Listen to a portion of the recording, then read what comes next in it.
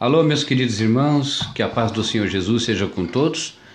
Reverendo Carlos Alberto Zalandec, com muita alegria, mais uma vez, me dirigindo a vocês neste momento de mensagem, neste momento de reflexão, que eu proponho àqueles que estiverem dispostos a seguirmos juntos pela Bíblia, para podermos refletir a respeito do nosso dia a dia, da nossa vida. Hoje, por contarmos com em que os trabalhadores a sua oportunidade, as suas condições de qualidade de vida, melhor qualidade de vida, e eu quero pedir que esteja abençoando a todos os trabalhadores. Mas, tratando-se ali da premissa de que aquele que está vivo, quer dizer, a vida dá trabalho, viver dá trabalho, então todos somos trabalhadores. Não é mesmo, irmãos? Eu quero estar apresentando você também em oração nesse momento, para que já possamos estar conversando no que nos interessa, através da palavra do Senhor. Senhor Deus Todo-Poderoso, eu estou lhe apresentando agora esses irmãos que se unem a mim nessa tarefa, neste momento, a ouvir a santa palavra de Deus, a ouvir as mensagens que o Senhor tem nos guardado para este tempo. E eu peço que os abençoe, eu peço que nos dê discernimento, sabedoria e proporcione-nos, Senhor, agora um momento ímpar, singular, pelo qual, dirigido pelo Teu Espírito Santo, possamos atingir uma melhor excelência neste momento de entendimento e que possa ser isso poderoso, transformador de nossas vidas, transformando-nos verdadeiramente, meu Senhor. Em nome de Cristo Jesus, eu saúdo a todos e peço a vossa bênção. Amém. Eu quero conversar agora com trabalhadores e quero conversar também com o povo de Deus. Em especial, o chamado é para os cristãos e depois eu friso, e também a todos os demais. Mas por que primeiramente aos cristãos? Porque nós temos que dar testemunhos nesse tempo de como nos portamos, se nos portamos como cristãos ou não. Eu enfatizo muito esta condição porque é o que nos tange, é o que nos liga diretamente como discípulos do Senhor Jesus. Em tudo temos que dar testemunho, e nós que temos a palavra de Deus como revelador e como essência de vida, tudo que necessitamos, somos os primeiros a termos entendimento e a compreendermos o nosso tempo. Como esperar então dos outros demais que não conhecem a palavra ou que não estão achegados ao Senhor Jesus, não estão achegados ao Senhor, Criador de tudo e de todos, e poderão compreender então a sua obra. Então é por isso que nós nos cobramos isso. Não é como uma acepção, mas nos cobramos porque impomos a nós o compromisso de sabermos e colocarmos em prática aquilo que conhecemos, nem os mais sábios e nem nada. Não é com isso que concorremos. Concorremos humildemente para que nossa vida dê um testemunho do amor de Deus. O Pai que ama seus filhos quer o melhor para os seus filhos. E nós somos os filhos que seremos cada dia melhor tratados pelo Pai. Em qualquer outra coisa diferente disso, há um equívoco, e provavelmente o equívoco, o erro, o engano.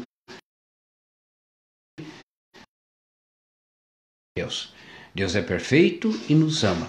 E é por isso então que eu chamo agora, especialmente aqueles que já conhecem a palavra, aqueles que já professaram o Senhor Jesus e aqueles que aceitam Jesus como Salvador, para que se posicione, para que nós juntos possamos estar compreendendo agora as coisas do nosso tempo e abrindo também entendimento àqueles que não sabem ou estão perdidos por não saber uma resposta ou não saber o sentido da vida, ou enfim, qualquer coisa que lhes traga agora o sofrimento e a dor. Que o Senhor nos abençoe, que o Senhor esteja conosco, e para isso eu quero começar o nosso assunto bem simples, bem calmo, ali no livro de São Lucas, o Evangelho segundo São Lucas, capítulo 2, versículo 52. É um único versículo. E será o suficiente para que nós possamos estar conversando abertamente, com tranquilidade, e estarmos refletindo a respeito deste Dia do Trabalhador. A palavra de Deus diz assim, capítulo 2, versículo 52 de São Lucas. E crescia Jesus em sabedoria e em estatura e em graça para com Deus e os homens. E crescia Jesus em sabedoria e em estatura e em graça para com Deus e os homens. Obrigado, meu Deus, por esta palavra, juntamente com tudo mais que o Senhor nos fará e nos falará e nos transmitirá e nos dará no dia de hoje. Consideramos já a bênção, o fato de aqui estar graça pela nossa vida, de cada irmão que neste momento está também celebrando, está ouvindo, está participando, mas onde se fala, se interessado e crê. É assim, Senhor, que nós agradecemos pelo dia de hoje, por este alimento e pelas bênçãos que já são sobre nós. Em nome de Cristo Jesus. Amém. Estamos vendo a luta do ser humano, estamos vendo a luta dos pais de família, mães de família, enfim, daqueles que são provedores em casa para manter o sustento, a vida na sua casa, dos seus familiares, dos que amam. É bem verdade que esta tarefa é uma tarefa árdua e que nos toma muito tempo. Lutamos muito, cada dia mais, nos superando, e isso do tempo. Não só do tempo, mas também da nossa saúde, também da nossa energia, também do nosso descanso. Inegavelmente, hoje, se trabalha com o homem, ele toma uma vanguarda, uma postura que nunca foi antes. Ele toma hoje os seus compromissos. E quase tudo está relacionado ao trabalho. E, por consequente, o trabalho, que é tão fundamental, e ser competitivo, segundo o que o homem pensa, também leva de encontro a uma coisa que, por fim, é nobre em si, que é justamente o fato de prover, o fato de ajudar, o fato de amparar, o fato de manifestar o amor à família e aos seus, através também da segurança que proporciona o trabalho, através do proporciona, através de todos os benefícios que o salário adquirido através do trabalho, esta dignidade, com dignidade. Mas isso é tudo muito lindo, isso é tudo maravilhoso, isso tudo é tão correto, certo? Também que as estatísticas mostram que muitos homens sofrem. É certo também que muitos trabalham demais e por vezes não conseguem atingir seus objetivos. Trabalhador fracassado. Antigamente você costumava dizer que não vencia na vida, que não trabalhava. Hoje trabalham muito e nem todas vencem. A questão é que as pessoas perderam. Estão trabalhando muito, sabe? Hoje trabalhar já não é mais uma opção, ele já não é mais um privilégio, ele é e nós nos sentimos praticamente sem o trabalho, sem utilidade. O homem mesmo já se sente mal quando perde o emprego, quando migra ou quando tem ali já a possibilidade de ficar parado, quer doente ou quer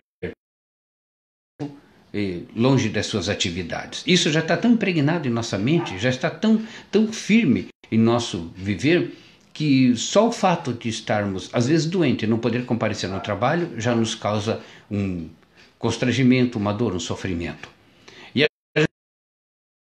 temos que conversar. Quer dizer, o só trabalhar, ele é um departamento pelo qual fundamental, também instituído no início da Bíblia pelo Senhor, e reforçado isso durante toda a palavra de Deus, nós vamos encontrar sempre esta condição. Os apóstolos trabalhavam, tinham funções, o próprio Jesus aprendeu ao ofício do seu Pai, e assim então é fundamental que trabalhemos, é fundamental. Mas isso tem o seu limite, isso tem a sua métrica, isso também tem o seu tempo. Ele não pode consumir tudo, ele não pode tomar conta de tudo.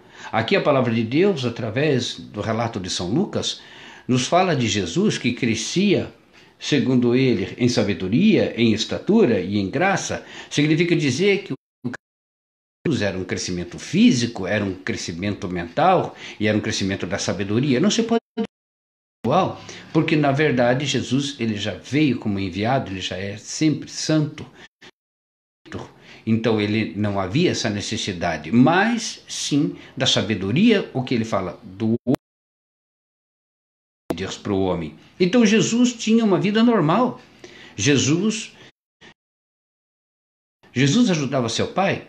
Jesus tinha uma família numerosa, irmãos e irmãs, e provavelmente ele deles. O ofício que ele tinha era bastante árduo também, e Jesus não se descuidava de nada. Então ali Jesus, um modelo nosso, mostra que ele crescia fisicamente perfeito, como um ser perfeito. Certamente ele também comia as coisas certas, ele não...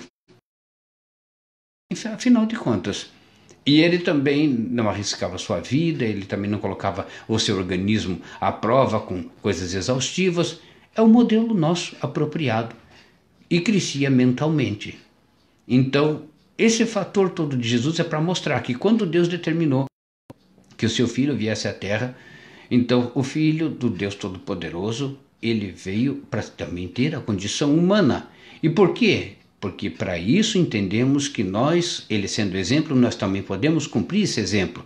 O que Jesus fazia, nós fazemos hoje. As necessidades básicas de Jesus, as mesmas necessidades básicas que temos hoje.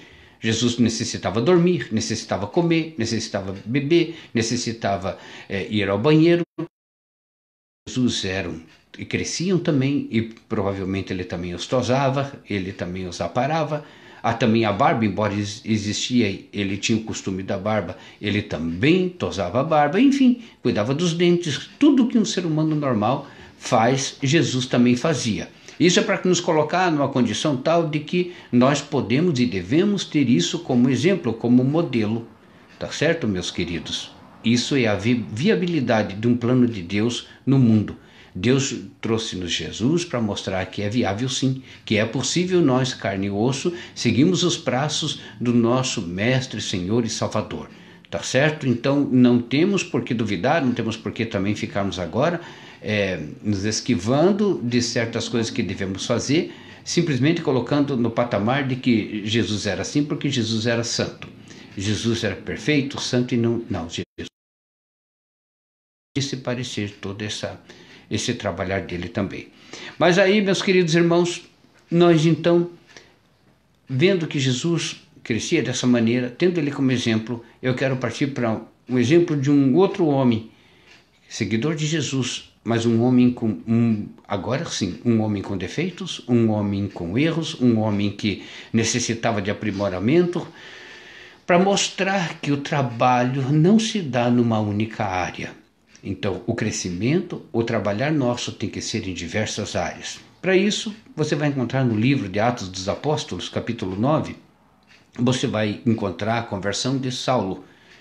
Você vai perceber ali um homem perseguido, um homem que, com toda a autoridade para perseguir cristãos, perseguidor de cristãos, a caminho de Damasco, é surpreendido por Jesus, enfim, que dá uma aparição a ele, Jesus aparece a ele, e a história você já conhece. Mas este homem, então, esse Saulo, ele estava ali a um trabalho e aconteceu algo extraordinário na vida dele. Saulo, naquele momento, um homem, um fariseu, bem formado, um homem que tinha uma conduta, isso por volta do ano 33 a 36 depois de Cristo, um homem que tinha uma formação, um homem que tinha uma conduta, que tinha um prestígio, e achava-se até que ele tinha muito mais do que muitos naquele tempo. Mas de repente ele foi surpreendido por algo. Saulo teve na sua vida uma novidade que foi uma surpresa tremenda. E quando então ele conheceu Jesus, Jesus apareceu a ele e o cegou, e depois mais tarde tirou as escamas, através de Ananias, tirou as escamas da sua vista. Saulo teve ali um momento ímpar. Saulo teve estrutura agora para aquela novidade. É quando nós pedimos a Deus, Deus, eu quero ser surpreendido, Deus, eu quero algo, eu espero algo da minha vida. E esse algo extraordinário chegou na vida de Paulo, de Saulo no caso, e ele precisava agora compreender. Imagine aquele homem naquele tempo que entrou para perseguir os cristãos e agora está saindo perseguido. Imagina a cabeça dele. Imagina que ele teve que refazer as amizades, os seus contatos. Ele teve que refazer todos os seus valores. Ali foi uma autêntica conversão. Ele precisou processar aquilo dentro da sua alma, da sua mente. Ele tinha que compreender o que estava acontecendo. E Saulo levou um tempo para isso. Saulo agora começa a pregar efusivamente dentro das praças. Ele começa agora a se proclamar pelo Santo Evangelho, como foragido e como anunciador do Santo Evangelho, propagador do Santo Evangelho de Cristo Jesus. Ele está agora nas praças, está motivado, está agora tudo cheio daquela alegria, daquela vontade de fazer acontecer. Mas ele estava na emoção, ele estava numa adequação. Essa adequação que ele precisava, primeiro da novidade, ele precisava compreender. Nós precisamos ter estrutura, precisamos trabalhar esse lado em nós, de aprendermos a receber as novidades.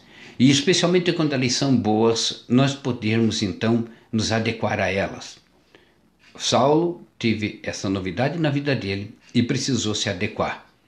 E a adequação dele foi tão grande, a transformação dele foi tão grande, a exigência foi tão grande, pelo qual a palavra nos diz que ele levou mais ou menos uns 14 anos. Desde que o momento em que o seu companheiro mais tarde, Barnabé, havia o encontrado, mas o encontrou e viu que ele era ainda muito jovem, muito eloquente e ainda muito inseguro, muito levado pela emoção, não teve coragem de apresentá-lo a Pedro e aos demais apóstolos, mas que se juntou 14 anos mais tarde daí, em função de que ele já havia amadurecido, quer dizer, algo havia agora já sido feito dentro da cabeça, do coração daquele homem. Então você pede uma mudança na tua vida, você tem que trabalhar esse campo. Você tem que trabalhar agora a novidade. Quando você recebe uma novidade, quando você recebe agora o anunciar de algo, você precisa labutar naquilo, estrutura naquilo.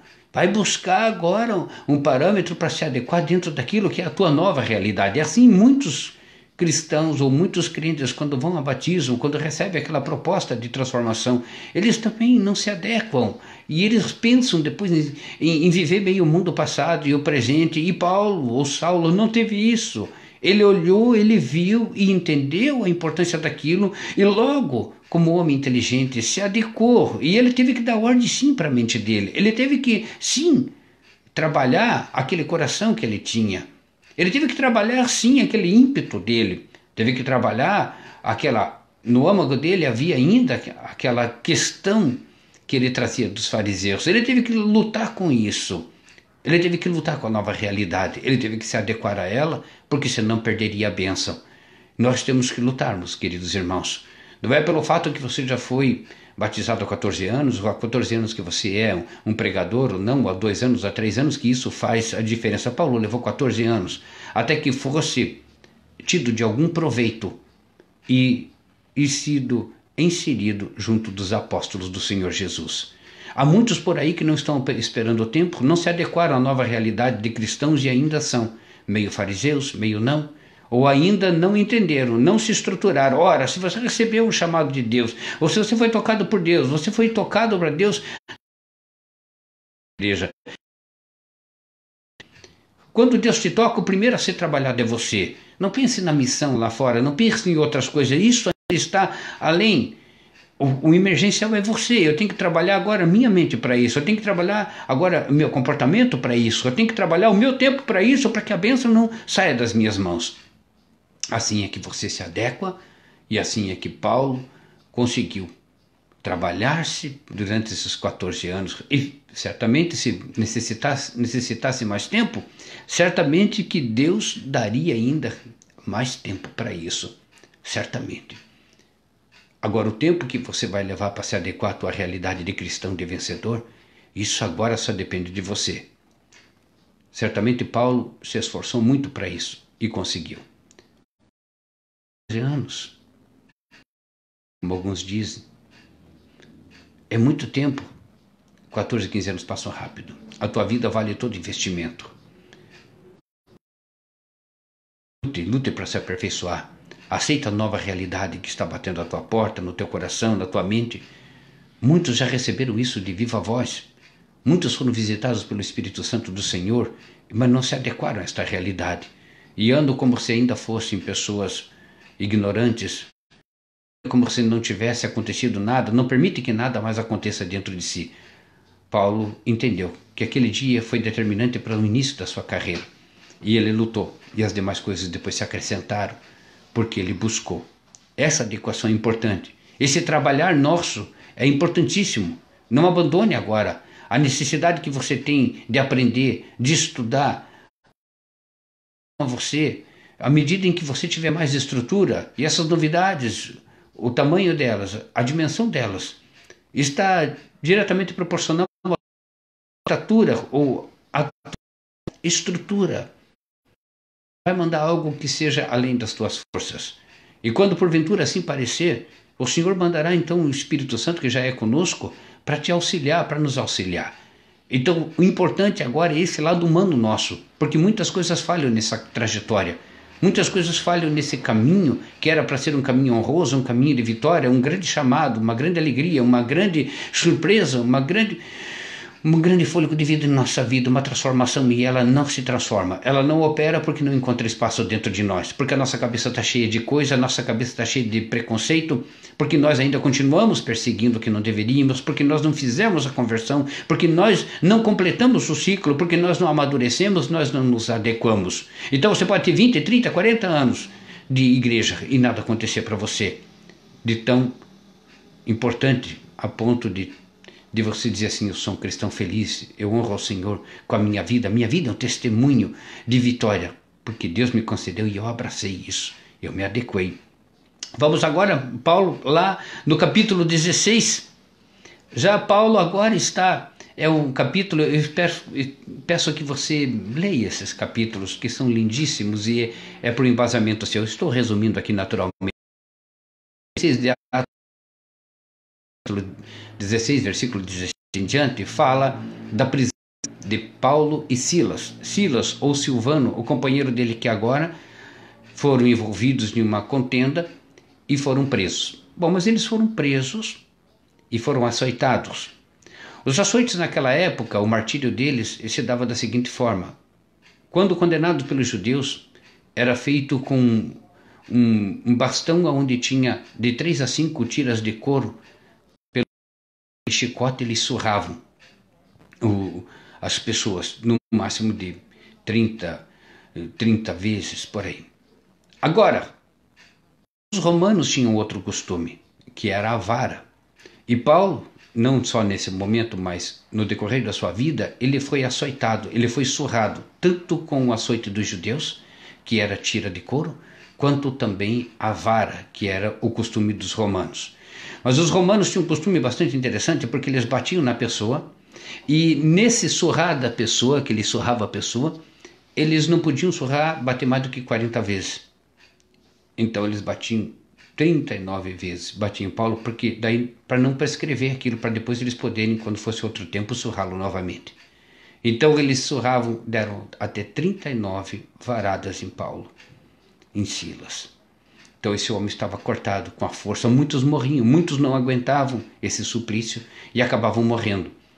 E agora Paulo vai encarcerado, está na prisão, e ele está amarrado num cepo, com as mãos, os pés, está encurvado, todo cheio de hematoma, sangrando, depois de 39 chibatadas, 39 varadas no lombo, no rosto, enfim, a maioria nas costas.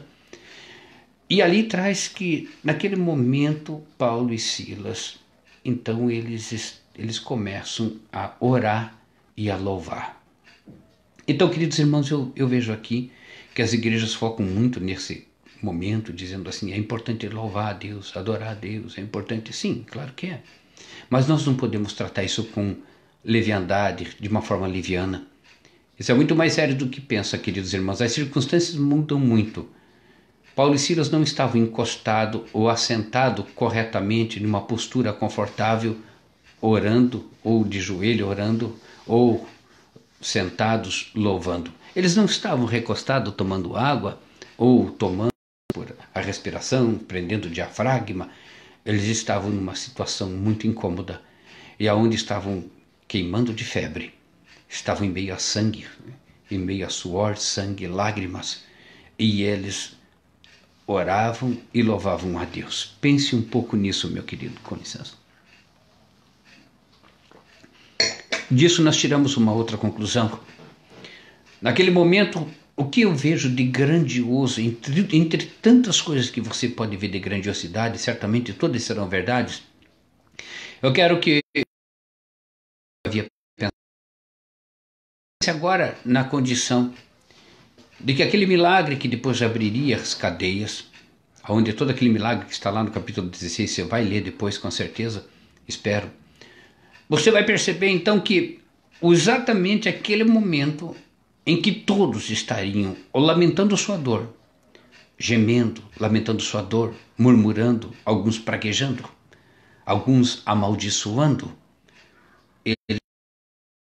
eles foram buscar no fundo da sua alma uma conversa com Deus. Eles foram buscar no fundo da sua alma o que tinha de melhor. Naquele momento, então, que todo mundo murmura, que todo mundo grita, que todo mundo acusa, que todo mundo busca culpado, que todo mundo está agora se maldizendo até por ter se metido naquilo, por ser aquilo injusto com ele, às vezes até se revoltando contra Deus. Eles foram lá e não só ficaram calados, porque às vezes o silêncio esconde o que está no coração. Eles foram lá e buscaram no fundo da sua alma uma conversa com Deus. E orando, eles conseguiram sair daquele patamar de sofrimento. E é por isso que muitas pessoas não trabalham nisso. Eles ficam no sofrimento. Acontece uma coisa de ruim, eles ficam martelando em cima, martelando em cima, martelando em cima. Eles estão numa situação difícil, eles não param de falar naquela situação. Eles não se elevam. Eles não se interiorizam. Eles não buscam um caminho. Eles ficam só reclamando a saída, mas não saem do lugar. Você está buscando o caminho, você quer uma saída, mas você não sai do lugar. Não. Paulo e Silas fizeram diferente. Eles foram lá e clamaram. Eles buscaram o mais nobre deles. E, por consequência, as cadeias se abriram. E as cadeias de muitos estão fechadas e vão continuar fechadas. Porque, às vezes, até o louvor existe. Mas então os grupos de louvores que tem nas igrejas, os cantores consagrados, gospel, esses seriam os mais felizes, não teriam problemas? Não, é porque às vezes esse louvor é só da boca para fora. Esse louvor é manchado de raiva, de ódio. Não adianta nada você louvar a Deus. Você vir falar com Deus com o coração fingido, mentiroso. Essa coisa plástica não interessa a Deus. Essa coisa plástica ela é abominada pelo Senhor. E é por isso que então igrejas se voltam e buscam essa emoção de se deixar levar pelo louvor e ainda mencionam Paulo e Silas. Mas esquecem a principal mensagem que, mesmo no sofrimento, na dor, não se tirou um murmurar deles, não se tirou uma lamentação deles, não se tirou uma palavra ofensiva. Eles não praguejaram, eles não amaldiçoaram, porque isso não havia dentro deles. Ali estava o triunfo deles. Então, se você encontra a identidade do Senhor Jesus, você encontrou dentro do coração de uma pessoa. Jesus, quando passou todo o seu sofrimento, ele calou-se, ele não condenou, ele não murmurou, ele sofreu calado. No máximo, quando falou com o Senhor, com seu Pai. Assim é que nós devemos proceder. Temos que trabalhar isso. Temos que trabalhar essa condição nossa, frívola, esse posicionamento nosso, essa condição nossa, esse comportamento nosso vergonhoso de viver contando problema para os outros, de viver reclamando para os outros, de viver lamuriando, de viver amaldiçoando os outros, de viver condenando os outros pelo nosso sofrimento. Não interessa se aquilo foi ou não justo, o que interessa é o que está dentro do teu coração. Você não percebe? Percebeu agora que o Senhor então colheu e viu o coração deles e diz: não há contra vocês, não há cadeias, não há leis, porque vocês estão justos, lá vocês não contaminaram o coração. Agora você vem pedir justiça, mas está com o coração contaminado. A tua palavra é uma palavra de maldição, é uma palavra de maldade. O teu louvor, ele é um louvor que não chega ao Senhor, não tem cheiro suave às narinas do Senhor. Então nada vale, meu querido irmão. Então não é você copiar. Hoje o que está se fazendo é isso. Eu copio a passagem e coloco no louvor. Eu louvo e tento... Não tem nada a ver com Paulo e Silas. Não tem nada a ver com o milagre de Paulo e Silas. Não tem a ver. Porque a oração e o louvor apenas uma identidade do que estava no coração deles. E se o Senhor não encontrar essa conexão, o maior louvor, a maior igreja, em qualquer lugar, não vai fazer mínima diferença. E o único que estará se enganando é você. Então, por isso, nós temos que trabalhar isso em nós. Trabalhe. Quando é doído, é doído. Se vai doer, dói. Fica para você. Não tire de você condenação. Que não venha do âmago teu, do íntimo teu, palavra que amanhã você vai se arrepender, que te condenaram porque você estava na raiva ou porque você estava ali sofrendo. É difícil? Claro que é. Não precisa mais, não precisa ser uma açoite. A vida entre marido e mulher, entre casais, não é fácil. Isso você pode exercitar e deve no dia a dia, inclusive. Todo mundo tem esse problema. Mas a excelência disso, aqui está. Aqui está o que agrada ao Senhor. As cadeias vão se abrir. Mas eu estou aprisionado, reverendo. Minha vida é uma prisão. Uma vida, eu vivo preso para tudo. Eu não tenho liberdade para nada. Eu sinto-me aprisionado. Eu sinto-me preso. Você está, de fato, aprisionado.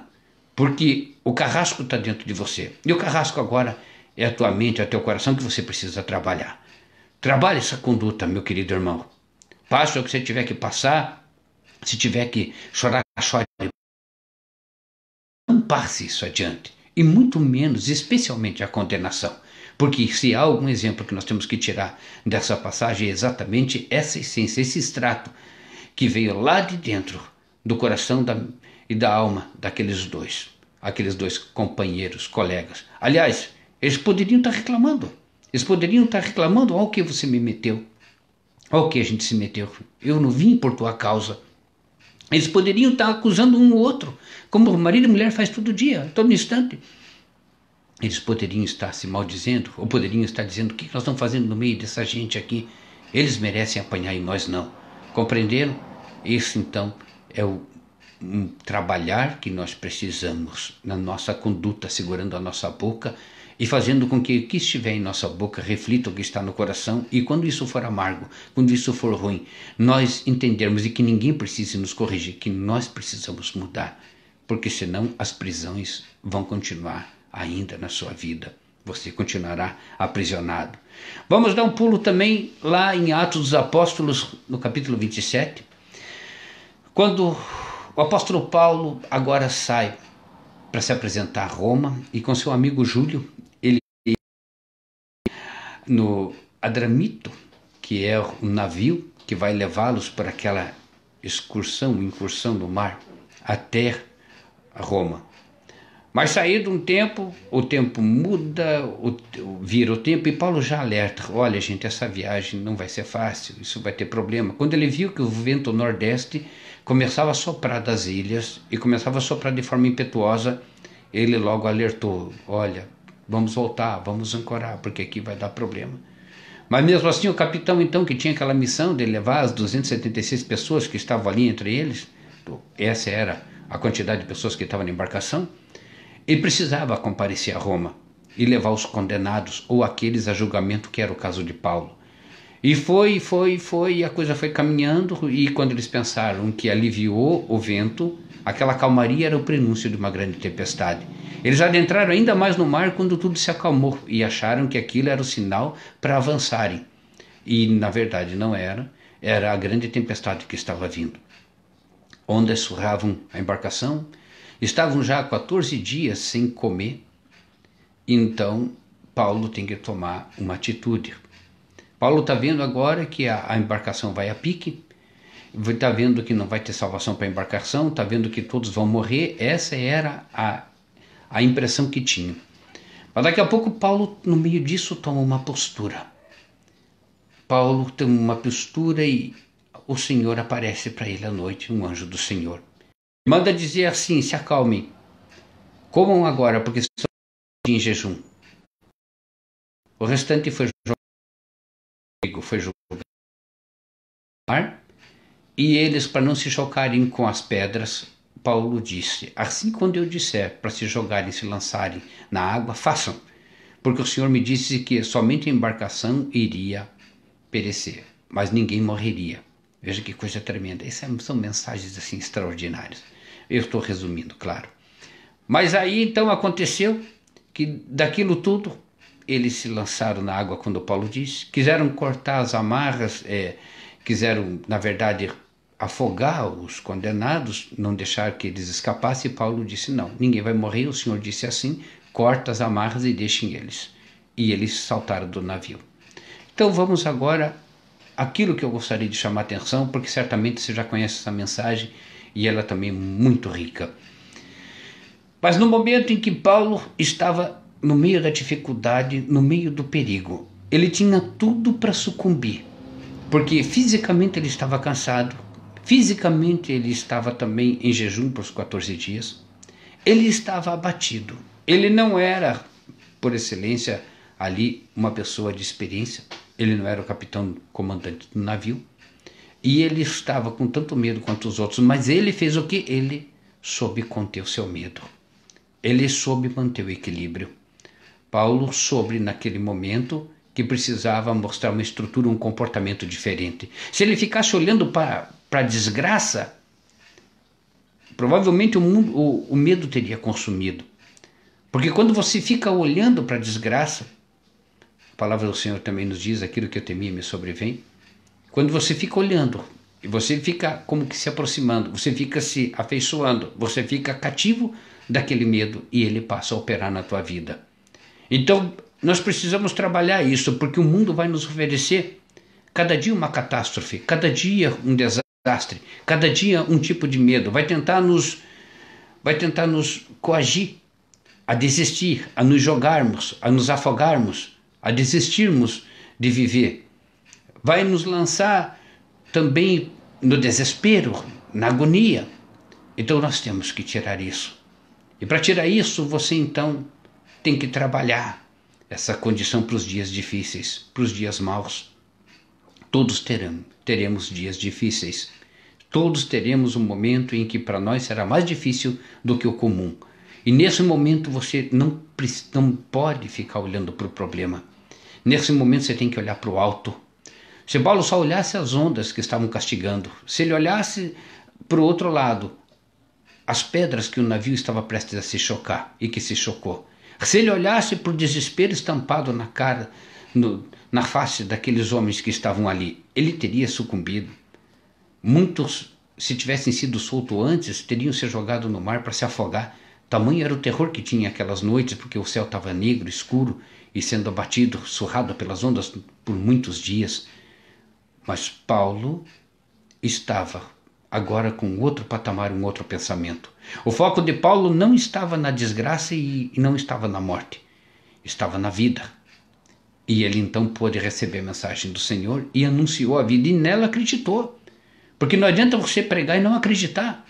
Não adianta Deus falar contigo, e Deus fala contigo cada vez que você abre a palavra e você não crê.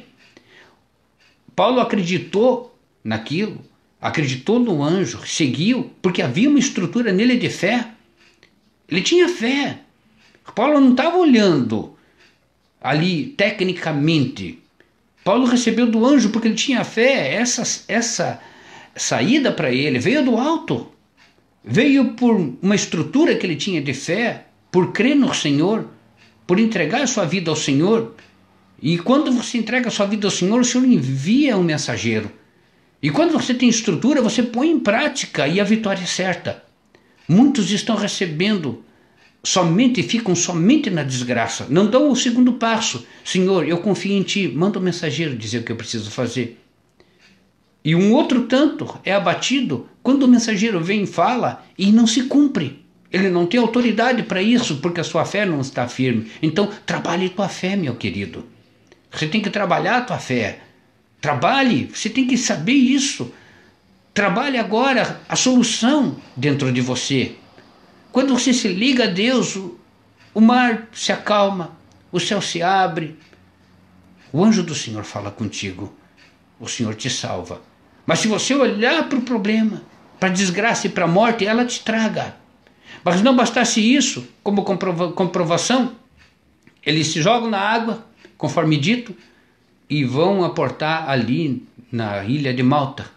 E agora então, diz a palavra que os bárbaros, eu acho tão romântico, tão lindo, poético, e diz que os bárbaros usaram de muita benevolência quando foram lá e lançaram mão de madeiras e acenderam uma grande fogueira.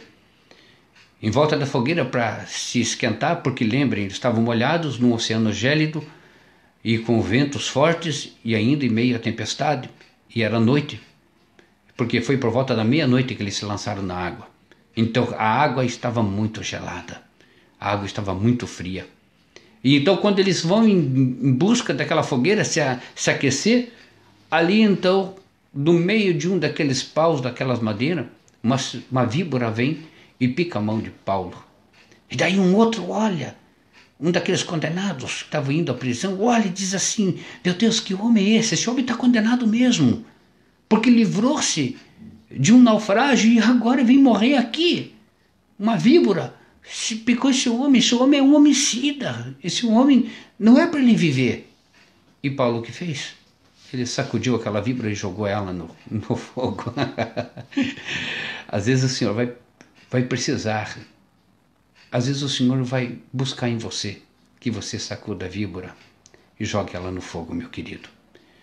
Porque às vezes você deu uma palavra, às vezes você cumpriu uma parte, completa a obra na tua vida. Trabalhe isso.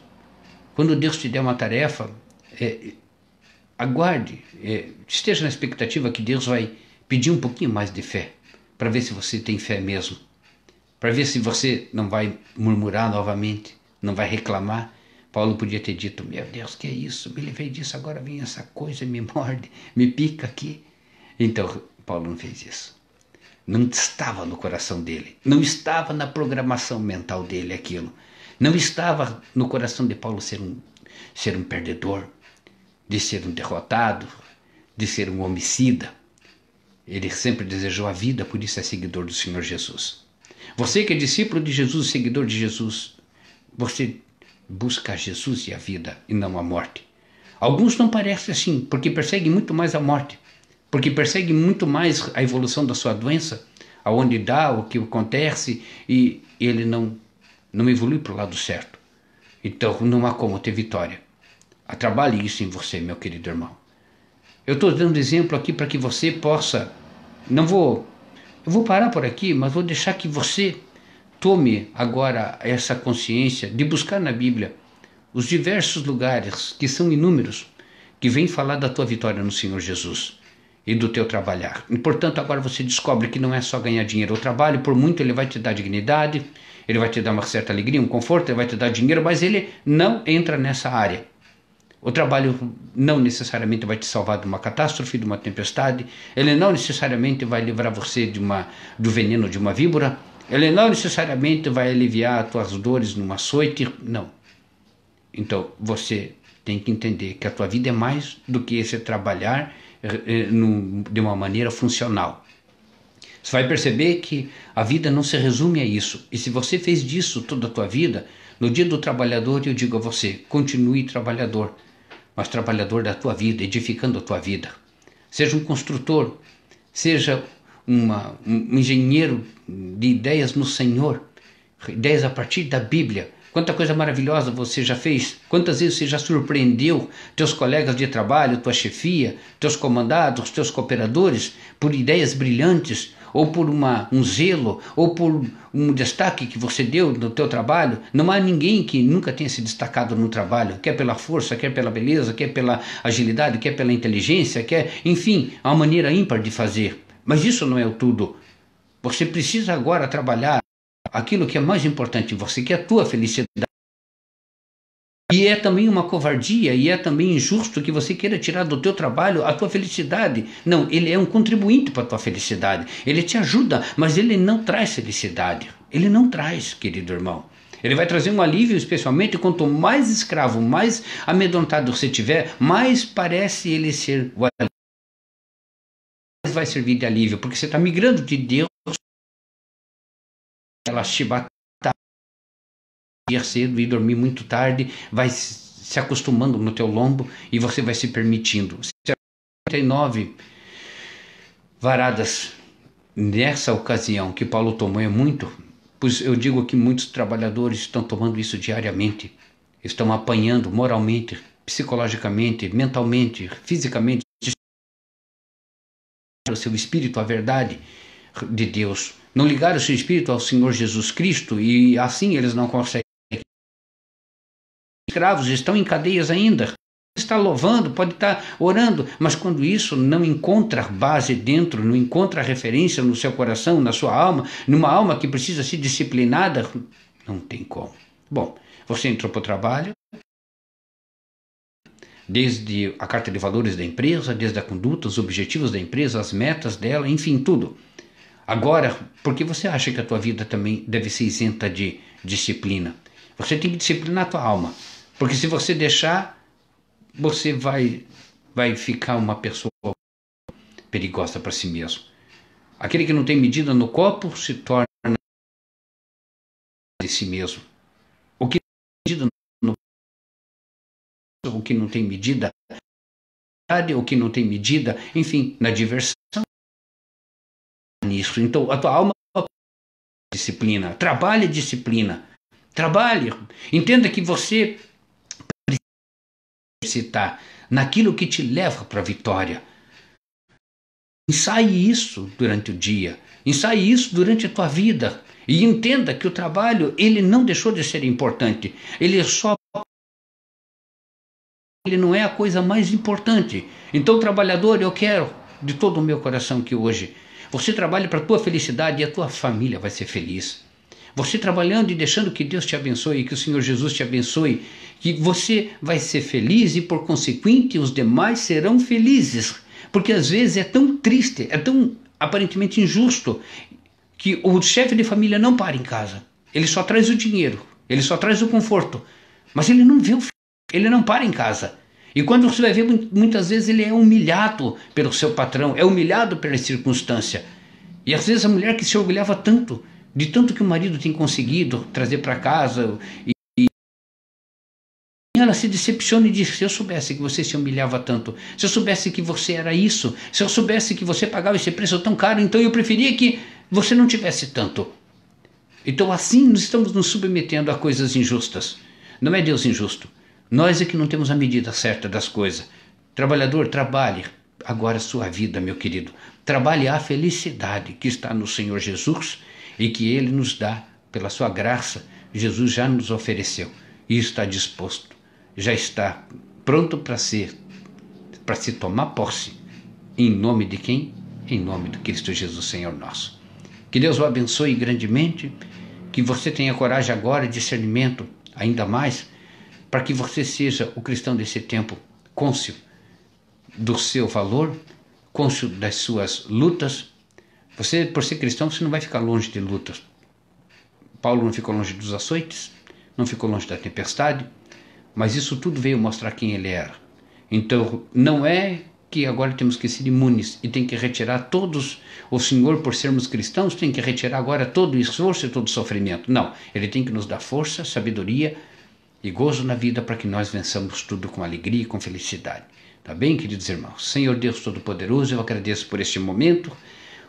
Os diversos irmãos que certamente devem estar ouvindo, ouvirão e assistirão a esse vídeo com áudio. Obrigado, meu Senhor. Obrigado porque conseguimos no dia de hoje, em nossa história, dispormos de alguns minutos para estarmos na vossa presença. Em reverência, Senhor, agora a Santa Palavra de Deus, nós te agradecemos. Bendito e louvado seja o santo nome do nosso Senhor e Salvador Jesus Cristo, pelo qual agora alcançamos a graça e a sua misericórdia, a misericórdia do Deus Todo-Poderoso. Que o Espírito Santo de Deus esteja contigo, te abençoando, curando os que tiverem necessidade de cura, sarando os corações, as mentes que estão abaladas, também tratando os espíritos, também tratando agora, Senhor, do nosso dia a dia, do nosso sustento, trabalhador, dando a ele agora o grande privilégio, não só de trabalhar por dinheiro, pelo sustento da família, mas trabalhar para a sua felicidade, tendo o Senhor como Senhor e Salvador pleno e absoluto. Que Deus os abençoe e muito obrigado pela companhia. Até a próxima, em nome de Jesus, meus queridos. Amém. Obrigado, Senhor Jesus. Obrigado, meu Cristo Jesus.